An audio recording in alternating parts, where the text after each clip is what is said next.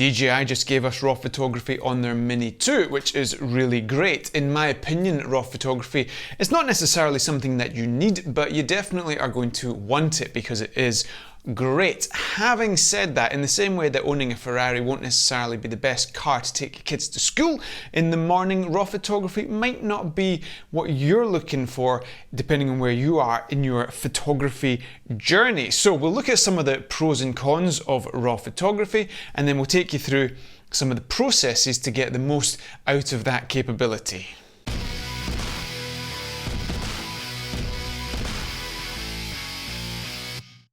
Stewart here from Drone Film Guide, the channel where we learn to fly like filmmakers, take photographs and do a whole bunch of other cool stuff.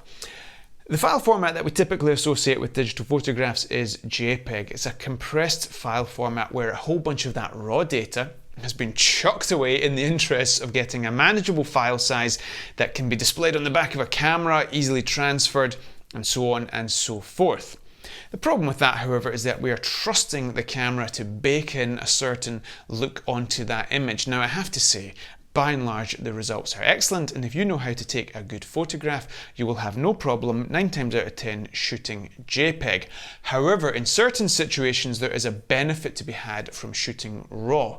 Hereby, you get the uncompressed data, giving you tremendous flexibility in post to manipulate the colors and recover detail in your highlights and shadows, which can be very beneficial, particularly for landscape or aerial photographers where we have a high contrast scene with a sun in the sky, for example, or a slightly silhouetted landscape where we want to stretch out those shadows and recover a whole bunch of detail without destroying the image. This is the bottom line of RAW photography, and this is the benefit: recovering detail in your highlights and stretching out those shadows to get a more balanced exposure in high contrast scenes. So particularly as an aerial photographer, you're going to want to be able to access RAW photography at some point. But just to be clear, it's not going to make you a better photographer. Your understanding of light, composition, depth, these kind of things will make you a good photographer. Not having access to RAW photography, all it really does is give you some more latitude when it comes to making mistakes at the time of capture, or shooting with the edit in mind, whereby you deliberately blow out a sky knowing that you can recover the detail, or you deliberately underexpose a section of the ground, for example, knowing that you can recover some detail in the shadows. It's not an excuse for being a bad photographer, and it will not make you a better photographer having access to RAW photography. I think perhaps the biggest downside, you could say, that is also an advantage depending on how you look at it, but depending on where you are in your journey, is the extra processing time required to deal with those raw photos. By definition, a raw photo is really, it's not a photo, it's a file containing raw data. That needs to be processed in a piece of software, and then you can export it as a photo. Now, the industry standard is Adobe Lightroom. Very powerful, very useful piece of software that comes combined with Adobe Photoshop and costs about $10 per month into perpetuity to access that piece of software. That alone is a bit of a barrier to entry to a lot of people shooting raw photos, because you don't want to be paying $10 a month just to edit some photos if you can avoid it. Here at Drone Film Guide, we partner with a company called Luminar 4. That's the piece of software. It's an excellent standalone raw photo editor, one-time payment model. It's not that expensive. Check the link below to see the latest price for Luminar 4. It's easier to use, I would argue, than Lightroom. You're not paying up for all that functionality of Photoshop that in all likelihood you will never use, and it has a whole bunch of tricks in there like AI sky replacement, which is super cool as well. If you've not seen that in action, it probably will blow your mind a bit. So we would recommend that if you're getting into raw photography. As I've already explained, the absolute #1 benefit of shooting RAW is being able to recover detail in blown out highlights and stretch out detail in underexposed shadows, which is very, very valuable, and you can plan for that at the time of capture, knowing what you can do later in post. However, there are some other benefits. There's no look baked onto the image, so there's no artificial digital sharpening put onto that image. We also don't have a baked in white balance, so this can also be very beneficial when editing the colors. If we jump into Lightroom in this instance, as I say, the industry standard for editing raw photos, we can take a little look at this issue of sharpness. And if we scroll around this zoomed in photo, you can see the JPEG on the right has that digitally sharpened look, and it's actually introducing some noise into the image. By comparison, the raw file looks a little bit soft. Now you can always add sharpness in post, but you can't really take it off successfully. So this is one of the great benefits of shooting raw. We get a clean read from the sensor. Again, the comparison is fairly clear to see in terms of sharpness here with these rocks. On the right hand side you can see it has that crisp look, and on the left hand side it doesn't. Now in reality you might want that crisp look because it's sharper, but at least with raw we have the option, whereas with JPEG we didn't get the choice. As for the main issue of shadow and highlight recovery, here we're running through an edit of this fairly standard aerial photo taken in Spain. I've recovered a bit of detail in the sky there and pulled out those shadows and added some vibrance and contrast and so on and so forth, and the result is quite spectacular. But if we copy and paste those exact adjustments onto the JPEG image, we can see that it basically breaks that image. It introduces an unacceptable amount of noise and we don't get a good result. Now, by all means, that image could have been edited slightly differently with the JPEG's limitations in mind, but it still goes to show that we do have limitations in JPEG versus RAW.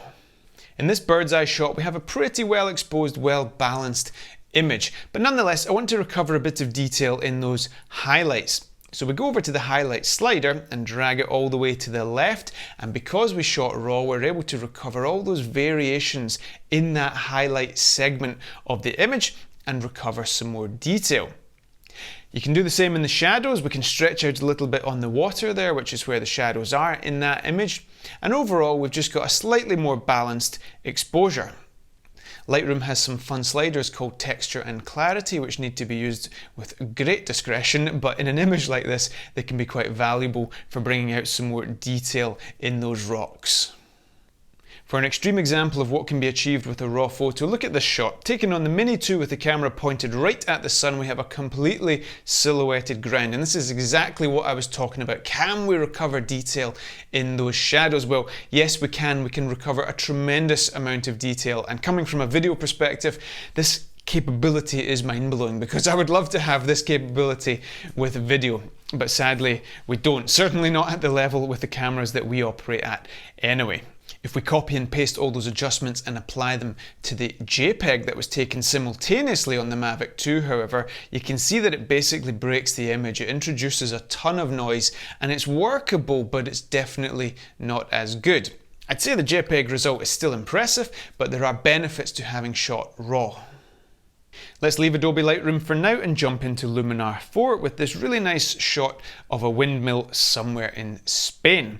Now, in all honesty, this shot didn't really have to be done as a raw photo. There's limited benefit here because it's not a particularly high contrast scene. At most we might want to recover a little bit of detail there on the windmill itself, where you could say it might have slightly peaked in the highlights, but that would be about it. We would get a great result editing a JPEG there, and as I say, this is where it's what you do with it that counts, and your understanding of how the position of the sun is going to impact your shadows and highlights and all that kind of stuff.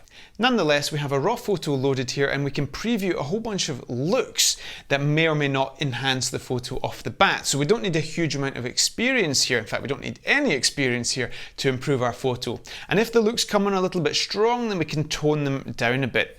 In this case, I've used warm sunset, turned it down a little bit to keep things nice and natural, and it's a great starting point for any further edits. Over on the right hand side we have access to all the usual adjustments you'd expect from a piece of photo editing software, so we can play around with the white balance, we can adjust the exposure, we can get into as much detail or as little detail in that respect as we like. So it is intuitive, I would say, for entry-level photo editors, even if you don't want to take advantage of all that advanced functionality. And for the avoidance of doubt, the software does work for JPEGs equally as it does for raw photos. Just by way of demonstration, if we go to the color tab, we can adjust the vibrance and saturation of the image, but if we go to the advanced settings, we can adjust the hue, saturation and luminance of the individual colors in that image. And a classic trick is to go to the blue option, select the hue, slide it all the way down and get a more teal turquoisey looking sky, which in this instance is perfect because we have that teal and orange combination with the teal sky and the orangey landscape.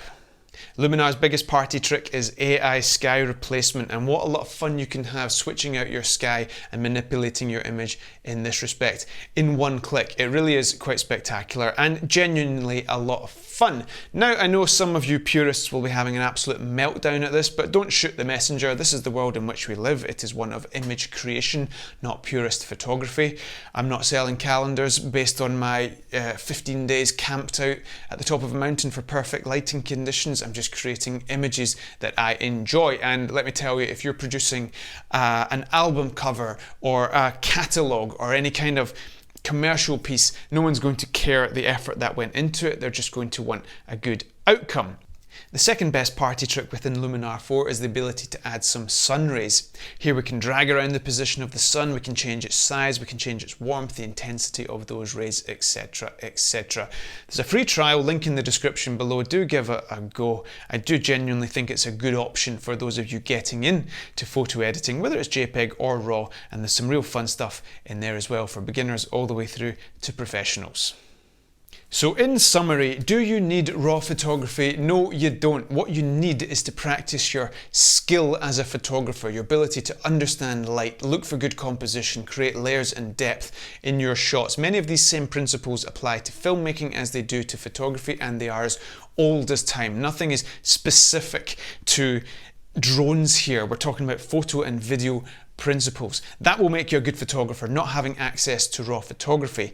Having said that, the number one reason to get access to raw photography is to be able to recover those highlights and shadows and to be able to shoot with that in mind.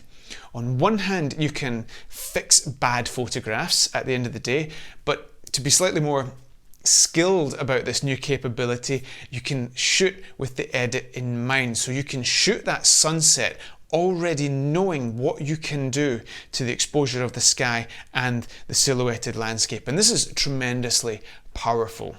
Hope you enjoyed that, found it useful. As always, stay tuned for more content and we will see you next time.